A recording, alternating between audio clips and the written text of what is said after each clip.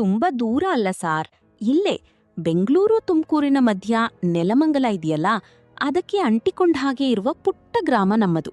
ಹಳ್ಳಿ ಅಂದಮೇಲೆ ಅಲ್ಲಿನ ಬದುಕು ಹೇಗಿರ್ತದೆ ಅಂತ ವಿವರಿಸಬೇಕಿಲ್ಲ ಅಲ್ವಾ. ನಮ್ಗಂತೂ ಬಡತನವೇ ಬದುಕಾಗಿತ್ತು. ಕೂಲಿ ಕೆಲಸ ಮಾಡ್ತಿದ್ದ ಅಪ್ಪನಿಗೆ ಒಂದು ನಿಶ್ಚಿತ ಆದಾಯ ಅಂತ ಇರ್ಲೇ ಇಲ್ಲ. ಕೆಲಸಕ್ಕೆ ಕರೆತಿದ್ದ ಸಾಹುಕಾರರು 4 ಕಾಸು ಕೊಡ್ತಿದ್ದು ನಿಜ, ಆದ್ರೆ ಅದಕ್ಕೆ ಪ್ರತಿಯಾಗಿ 4 ಜನರ ಕೆಲಸ ಮಾಡಿಸ್ಕೊಳ್ತಿದ್ರು. ಹಗಲೆಲ್ಲ ದುಡ್ದು ಸುಸ್ತಾಗ್ತಿತ್ತು ನೋಡಿ. ಅದಕ್ಕೆ ಅಪ್ಪ ಕುಡಿತ ಕಲಿತ. ಸಂಜೆ ಮನೆಗೆ ಬಂದವನು ಅಮ್ಮನಿಗೊಂದಿಷ್ಟು ದುಡ್ಡು ಕೊಟ್ಟು ಮಕ್ಕಳನ್ನೆಲ್ಲ ಕುಶಾಲಿನಿಂದ ಮಾತಾಡಿಸಿ ಹೆಂಡದಂಗಡಿಗೆ ಹೋಗ್ಬಿಡ್ತಿದ್ದ. ಇಂಥ ಸಂಕಟದ ಮಧ್ಯ, ಸದಾ ಅಣಕಿಸುತ್ತಿದ್ದ ಕಡು ಬಡತನದ ಮಧ್ಯ, ಬಂಧುಗಳ ತಾತ್ಸಾರದ ನಡುವೆ, ನೆರೆಹೊರೆಯವರ ಸಣ್ಣ ಮಾತುಗಳ ನಡುವೆ ಅಮ್ಮ ನನ್ನನ್ನು ಅದೆಷ್ಟು ಚೆನ್ನಾಗಿ ಬೆಳೆಸಿದ್ಲು ಗೊತ್ತಾ ಸಾರ್. ಆದ್ರೆ ಹಾಗೆ ಬೆಳೆಸುವ ಸಂದರ್ಭದಲ್ಲಿ ಅಮ್ಮ ಸಂದರ್ಭಕ್ಕೆ ತಕ್ಕ ಹಾಗೆ ಸುಳ್ಳು ಹೇಳಿಕೊಂಡೇ ಬಂದಳು. ಆ ಸುಳ್ಳುಗಳ ಹಿಂದೆ ಸಂಕಟವಿತ್ತು, ಹಸಿವಿತ್ತು, ಕಣ್ಣೀರಿತ್ತು, ನಿಟ್ಟುಸಿರಿತ್ತು. ಈ ಬದುಕಿನ ಬಗ್ಗೆ, ಬಡತನದ ಬಗ್ಗೆ ಸಿಡಿಮಿಡಿಯಿತ್ತು. ಏನೂ ಮಾಡಲಾಗದ ತನ್ನ ಅಸಹಾಯಕತೆಯ ಬಗ್ಗೆ ವಿಷಾದವಿತ್ತು. ಮಕ್ಕಳು ಚೆನ್ನಾಗಿರಲಿ ಎಂಬ ಒಂದೇ ಕಾರಣಕ್ಕಾಗಿ ಅಮ್ಮ ಮೇಲಿಂದ ಮೇಲೆ ಒಂದೊಂದೇ ಸುಳ್ಳು ಹೇಳಿದ್ದಳು. ಅದೆಲ್ಲ ಸುಳ್ಳು ಅಂತ ನನಗೆ ಗೊತ್ತಾಗುವ ವೇಳೆಗೆ ತುಂಬ ತಡವಾಗಿತ್ತು. ಈಗ ಅಮ್ಮ ಹೇಳಿದ್ದ ಸುಳ್ಳುಗಳನ್ನೆಲ್ಲ ಸಂದರ್ಭ ಸಹಿತ ನಿಮ್ಮೊಂದಿಗೆ ಹಂಚಿಕೊಳ್ಬೇಕು ಅನಿಸುತ್ತಿದೆ ಸಾರ್.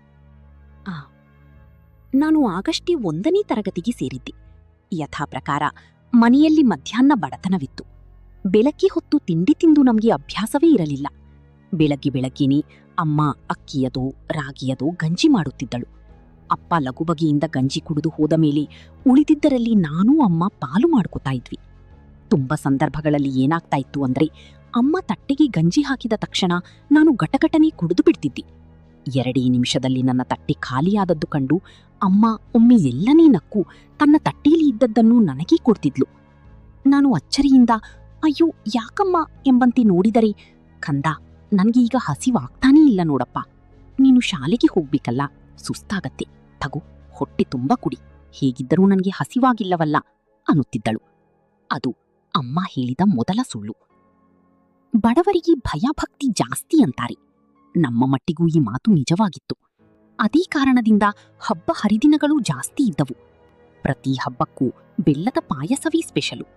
ಆಗಲೂ ಅಷ್ಟೇ ಸಾರ್, ಅಮ್ಮ ಒಂದು ಪಾತ್ರೆಯಲ್ಲಿ ಪಾಯಸ ಮಾಡ್ತಾ ಇದ್ದಳು. ಹಬ್ಬದ ದಿನ ಮಾತ್ರ ಗಂಜಿಯ ಬದಲಿಗೆ ಅನ್ನ ಮಾಡಿರ್ತಾ ಇದ್ಲು. ನಾನು ಆಸೆಯಿಂದ ತಟ್ಟೆ ತುಂಬಾ ಅನ್ನ ಹಾಕಿಸ್ಕೊಂಡು ಗಬಗಬ ಅಂತ ತಿಂದು ಮುಗಿಸಿದ್ದೆ. ಆಮೇಲೆ 1 ರೌಂಡ್ ಪಾಯಸ ಕುಡಿದು ಮತ್ತೆ ಆ ಪಾತ್ರೆಯ ಕಡೆಗೆ ಆಸೆಯಿಂದ ನೋಡ್ತಿದ್ದೆ ನೋಡಿ. ಆಗಲೇ ಅಮ್ಮ ಅಷ್ಟು ಪಾಯಸವನ್ನು ನನಗೆ ಕೊಟ್ಟು, ಕಂದ, ಎಲ್ಲವನ್ನೂ ಕುಡುಕೋ, ನನಗೆ ವಿಪರೀತ ಹಲ್ಲು ನೋವು ಕಣಪ್ಪ, ಜೊತೆಗೆ ಸಿಹಿ ಅಂದ್ರೆ ನನಗೆ ಇಷ್ಟವಿಲ್ಲ ಅಂದ್ಬಿಡುತ್ತಿದ್ದಳು. ನಂತರ ಸರಸರನೆ ಅಡುಗೆ ಮನೆಗೆ ಹೋಗಿ ಒಂದು ಚೊಂಬಿನ ತುಂಬ ನೀರು ಕುಡಿದು ಏನೂ ಆಗದವಳಂತೆ ಹೊರಬಂದು, ಹೌದಪ್ಪ, ನನಗೆ ಸಿಹಿ ಇಷ್ಟವಿಲ್ಲ ಅಂತಿದ್ಲು. ಅದು ಅಮ್ಮ ಹೇಳಿದ 2ನೇ ಸುಳ್ಳು. ಆಗಷ್ಟೇ ನಾನು 5ನೇ ತರಗತಿಗೆ ಬಂದಿದ್ದೆ. ಶಾಲೆಯಿಂದ ಟೂರ್ ಹೊರಟಿದ್ರು. ಒಬ್ಬರಿಗೆ 300 ರೂಪಾಯಿ ಶುಲ್ಕ. ಎಲ್ಲ ವಿಷಯ ಹೇಳಿ, ಅಪ್ಪ ಕಾಸು ಕೊಡಪ್ಪ ಅಂದೆ. ಮಗ, ಇಡೀ ವರ್ಷ ದುಡಿದ್ರೂ ನನಗೆ ಅಷ್ಟು ದುಡ್ಡು ಸಿಗಲ್ಲ, ಬಡವ, ನೀ ಮಡಗಿದಂಗಿರು ಅಂದಿದ್ದಾರೆ ದೊಡ್ಡವರು, ಹಾಗೇ ಇರು, ಟೂರು ಬೇಡ ಗೀರು ಬೇಡ ಅಂದೇ ಬಿಟ್ಟ ಅಪ್ಪ. ಅವತ್ತಿಂದಲೇ ಹಗಲಿಡೀ ಕೆಲಸ ಮುಗಿಸಿ ರಾತ್ರಿ ಅದೆಷ್ಟೋ ಹೊತ್ತಿನವರೆಗೂ ಬೀಡಿ ಕಟ್ಟುತ್ತಾ ಇರುತ್ತಿದ್ದಳು ಅಮ್ಮ. ಯಾಕಮ್ಮ ಹೀಗೆ ಅಂದ್ರೆ, ನನಗೆ ರಾತ್ರಿ ಹೊತ್ತು ನಿದ್ರೇನೇ ಬರೋಲ್ಲ ಮಗನೇ ಅಂದು ಕೆಲಸ ಮುಂದುವರಿಸ್ತಾ ಇದ್ಲು. ಕಡೆಗೊಂದು ದಿನ ಮುದುರಿಕೊಂಡಿದ್ದ ನೋಟುಗಳನ್ನೆಲ್ಲ ಕೊಟ್ಟು ಟೂರಿಗೆ ಹೋಗಿದ್ದು ಬಾಪ ಅಂದಳು. ಅದು ಸಾಲ ಮಾಡಿದ ಹಣ ಎಂದು ನನಗೆ ಗೊತ್ತಾಗುವ ವೇಳೆಗೆ ಅಮ್ಮ ಮತ್ತೆ ಬೀಡಿ ಕಟ್ಟಲು ಕುಳಿತಾಗಿತ್ತು. ಹಿಂದೆಯೇ ಅಯ್ಯೋ ನನಗೆ ನಿದ್ರೇನೇ ಬರೋಲ್ಲ ಎಂಬ ಅದೇ ಹಳೆಯ ಮಾತು ಬೇರೆ. ಹೌದು, ಅದು ಅಮ್ಮ ಹೇಳಿದ 3ನೇ ಸುಳ್ಳು. 7ನೇ ತರಗತಿಗೆ ಬರುವ ವೇಳೆಗೆ ನನಗೆ ಸ್ಕಾಲರ್ಶಿಪ್ ಬಂತು.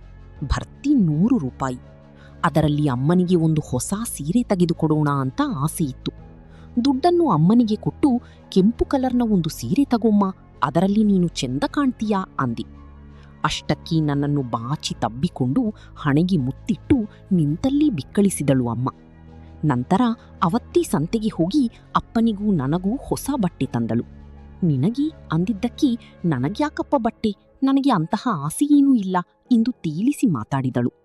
ಅದು ಅಮ್ಮ ಹೇಳಿದ 4ನೇ ಸುಳ್ಳು. ಕೆಲಸ ಮತ್ತು ಕುಡಿತ ಎರಡೂ ವಿಪರೀತ ಇತ್ತಲ್ಲ. ಅದೇ ಕಾರಣದಿಂದ ಅಪ್ಪ ಅದೊಂದು ದಿನ ದಿಢೀರ್ ಸತ್ತು ಹೋದ. ಆಗ ಅಮ್ಮನಿಗೆ ಬರೀ 32 ವರ್ಷ. ಸಂಸಾರದ ದೊಡ್ಡ ಹೊರೆ ಅಮ್ಮನ ಹೆಗಲಿಗೆ ಬಿತ್ತು. ಬಡತನದ ಮಧ್ಯೆ, ಹಸಿವಿನ ಮಧ್ಯೆ, ಹೋರಾಟದ ಮಧ್ಯೆಯೇ ಬದುಕಿದೇವಲ್ಲ.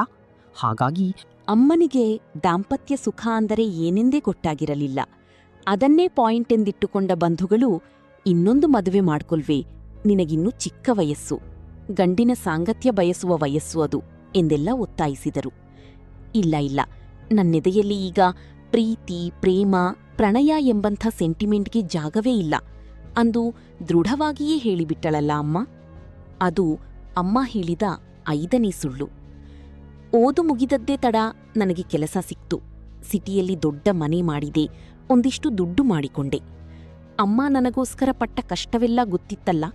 ಅದೇ ಕಾರಣದಿಂದ ದುಡಿಮೆಯ ಹಣವನ್ನೆಲ್ಲ ಅಮ್ಮನ ಕೈಗಿಟ್ಟು, ಅಮ್ಮ, ಇದೆಲ್ಲ ನಿನ್ನದು, ತಗೊಂಡು ಹಾಯಾಗಿರು, ಈಗಿಂದಾನೇ ಕೆಲಸ ಮಾಡೋದು ನಿಲ್ಲಿಸು, ಈ ಗುಡಿಸಲಿನಂಥ ಮನೆ ಬಿಟ್ಟು ಬೆಂಗಳೂರಿಗೆ ಬಾ, ನನ್ ಜೊತೇಲಿ ಇದ್ದು ಬಿಡು ಎಂದೆಲ್ಲ ಹೇಳ್ಬೇಕು ಅನ್ನಿಸ್ತು.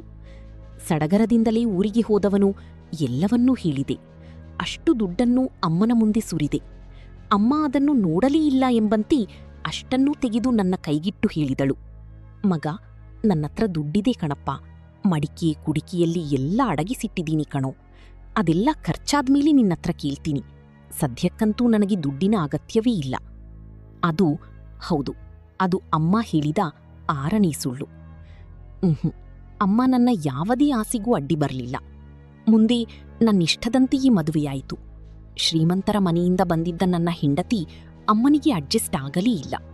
ಅಮ್ಮನ ಮೇಲೆ ಅವಳು ದಿನಾಲೂ ಒಂದಲ್ಲ ಒಂದು ದೂರು. ನಿಮ್ಮಲ್ಲಿ ಸುಳ್ಳು ಹೇಳೋದೀಕೆ ಸಾರ್? ಪ್ರಾಯದ ಮದ, ಹೆಂಡತಿ ಮೇಲಿನ ಮೋಹ ನೋಡಿ ನಾನೂ ಅವಳ ತಾಳಕ್ಕೆ ತಕ್ಕಂತೆಯೇ ಕುಣಿದೆ. 1-2 ಬಾರಿ ಅಮ್ಮನನ್ನೇ ಗದರಿಸಿಬಿಟ್ಟೆ. ಹೊಂದಾಣಿಕೆ ಮಾಡ್ಕೊಂಡು ಹೋಗಕ್ಕಾಗಲ್ವಾ ಎಂದು ಅದೊಮ್ಮೆ ರೇಗಿಯಾಬಿಟ್ಟೆ. ಅವತ್ತು ಇಡೀ ದಿನ ಅಮ್ಮ ಮಂಕಾಗಿದ್ದಳು. ಆ ದೃಶ್ಯ ಕಂಡದ್ದೇ ನನಗೆ ಕಪಾಳಕ್ಕೆ ಹೊಡೆದಂತಾಯಿತು. ಅಮ್ಮ, ತಪ್ಪಾಯ್ತು, ಕ್ಷಮಿಸು ಎಂದು ನಾನು ಕೇಳವಾ ಮೊದಲೇ, ನಾನು ಹಳೀ ಕಾಲದ ಹೆಂಗಸು, ತಪ್ಪು ಮಾಡಿಬಿಟ್ಟೆ, ಕ್ಷಮಿಸಿಬಿಡಪ್ಪ ಎಂದ ಅಮ್ಮ ನಿಮ್ಮಿಬ್ಬರದೂ ತಪ್ಪಿಲ್ಲ ಎಂದು ಘೋಷಿಸಿದಳು. ಅದು ಅಮ್ಮ ಹೇಳಿದ 7ನೇ ಸುಳ್ಳು. ಕಾಲ ಅನ್ನೋದು ಕೃಷ್ಣಚಕ್ರದ ಥರ ಗಿರಗಿರಗಿರ ಅಂತ ಓಡಿಬಿಟ್ಟು ಅಮ್ಮ ಹಾಸಿಗೆ ಹಿಡಿದಿದ್ದಳು. ದಡಬಡಿಸಿ ಹೋದರೆ, ನಿಮ್ಮ ತಾಯಿಗೆ ಕ್ಯಾನ್ಸರ್ ಕಣ್ರಿ, ಆಗ್ಲೇ ಫೈನಲ್ ಸ್ಟೇಜ್ಗೆ ಬಂದ್ಬಿಟ್ಟಿದ್ದಾರೆ, ತಕ್ಷಣ ಆಸ್ಪತ್ರೆಗೆ ಸೇರಿಸಿ, ಇನ್ನು ಕೆಲವೇ ದಿನ ಅವರು ಬದುಕುವುದು, ಹುಷಾರಾಗಿ ನೋಡ್ಕೊಳ್ಳಿ ಅಂದ್ರು ಡಾಕ್ಟರ್. ನಾನು ಹೆದರುತ್ತಲೇ ಅಮ್ಮನ ಬಳಿ ಬಂದೆ. ಒಂದು ಕಾಲದಲ್ಲಿ ಸುರಸುಂದರಿಯಂತಿದ್ದ ಅಮ್ಮ, ತನ್ನ ಪಾಡಿಗೆ ತಾನೇ ಹಾಡು ಹೇಳಿಕೊಂಡು ಡ್ಯಾನ್ಸ್ ಮಾಡುತ್ತಿದ್ದ ಅಮ್ಮ, ಮಿಣುಕು ದೀಪದ ಬೆಳಕಲ್ಲಿ ಅಪ್ಸರೆಯಂತೆ ಕಾಣುತ್ತಿದ್ದ ಅಮ್ಮ, ದಿನವೂ ನನಗೆ ದೃಷ್ಟಿ ತೆಗೆಯುತ್ತಿದ್ದ ಅಮ್ಮ, ತನ್ನ ಪಾಲಿನ ಊಟವನ್ನೆಲ್ಲ ನನಗೇ ಕೊಡುತ್ತಿದ್ದ ಅಮ್ಮ, ಎಲ್ಲಾ ಸಂಕಟಗಳಿಗೂ ಸವಾಲು ಹಾಕಿ ಗೆದ್ದ ಅಮ್ಮ ಜೀವಚ್ಛವವಾಗಿ ಮಲಗಿದ್ದಳು. ಆಕೆಯ ಕಣ್ಣಲ್ಲಿ ಕಾಂತಿ ಇರಲಿಲ್ಲ, ಕಂಬನಿಯೂ ಇರಲಿಲ್ಲ. ಅಮ್ಮನನ್ನು ಆ ಸ್ಥಿತಿಯಲ್ಲಿ ನೋಡಿದ್ದೇ ನನಗೆ ಕಣ್ಣುಂಬಿ ಬಂತು. ಆಕೆಯನ್ನು ಕಡೇಕಾಲದಲ್ಲಿ ಚೆನ್ನಾಗಿ ನೋಡಿಕೊಳ್ಳಲಿಲ್ಲ ಎಂಬ ಪಾಪ ಪ್ರಜ್ಞೆ ಕಾಡಿತು. ತಕ್ಷಣವೇ ಅದು ಆಸ್ಪತ್ರೆ ಎಂಬುದನ್ನು ಮರೆತು ಜೋರಾಗಿ ಬಿಕ್ಕಳಿಸಿದೆ. ತಕ್ಷಣವೇ ನಡುಗುತ್ತಿದ್ದ ಕೈಗಳಿಂದ ನನ್ನ ಕಂಬನಿ ತೊಡೆದ ಅಮ್ಮ ಹೇಳಿದಳು, ನನಗೇನೂ ಆಗಿಲ್ಲ ಕಂದ, ಅಳಬೇಡ, ನನಗೇನೂ ಆಗಿಲ್ಲ. ಅದು ಅಮ್ಮ ಹೇಳಿದ 8ನೇ ಸುಳ್ಳು. ಅವತ್ತೇ ರಾತ್ರಿ ಅಮ್ಮ ಕಣ್ಣುಚ್ಚಿ ನಿದ್ರೆಗೆ ಜಾರಿದಳು. ಆಕೆಯ ಪಾಲಿಗೆ ಮತ್ತೇ ಬೆಳಕಾಗಲಿಲ್ಲ. ನಾಡಿತ್ತು ಗೌರಿ ಹಬ್ಬ ಅಂದುಕೊಂಡಾಕ್ಷಣ ಅಮ್ಮ ನೆನಪಾದಳು. ಕಾಣದ ಲೋಕದಲ್ಲಿ ಈಗ ಆಕೆ ಹೇಗಿದ್ದಾಳು